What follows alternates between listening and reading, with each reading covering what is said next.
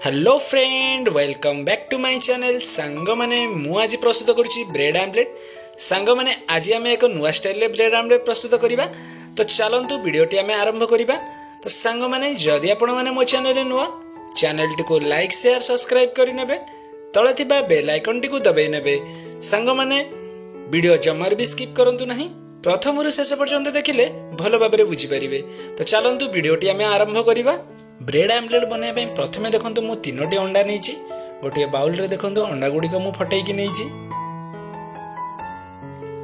अंडा गुड़िक को मु देखो बोल रे गोटे चामच साहाय्य ताको भल भाव प्रथमे फेंटी नहीं देखिपे।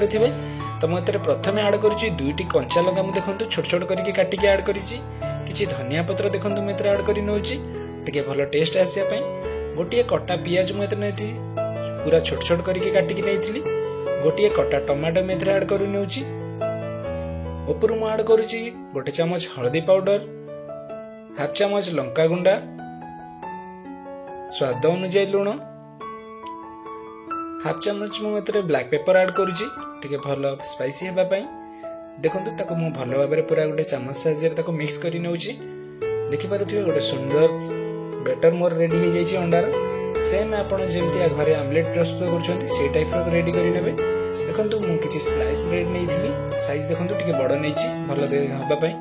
तो देखिपे मुझे पाखापाखि 4 ରୁ 5टी स्लाइस ब्रेड नहीं ब्रेड टी को प्रथमे देखो डीप करे जो आप अंडार ब्रेड टी को अंडार जो मसलाटा रेडी कर रखि थे भर देखो यही टाइप डीप करे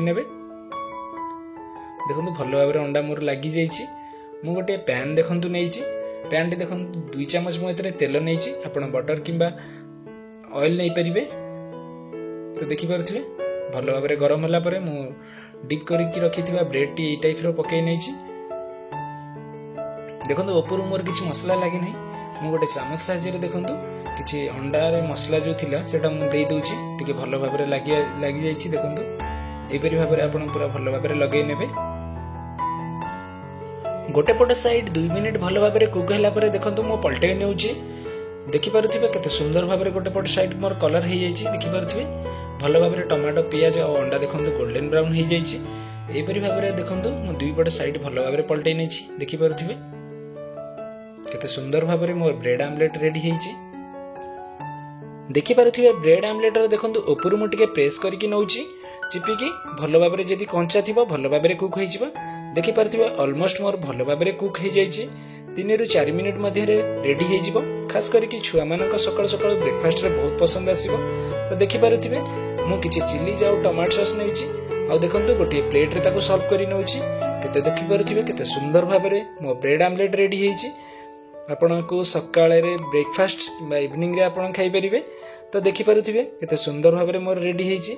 तो मु आशा करूछि ए वीडियोटी आपण मानको बहुत भलो लागिथिबो। जदि ये वीडियो आपण मानको भलो लागिछि घरे निश्चित ट्राई करिवे और मते कमेंट करिवे आपणको ब्रेड आमलेट किपरि प्रस्तुत होइछि। आज पई एतिकी देखा हबो पुणी एक वीडियो रे। जय जगन्नाथ।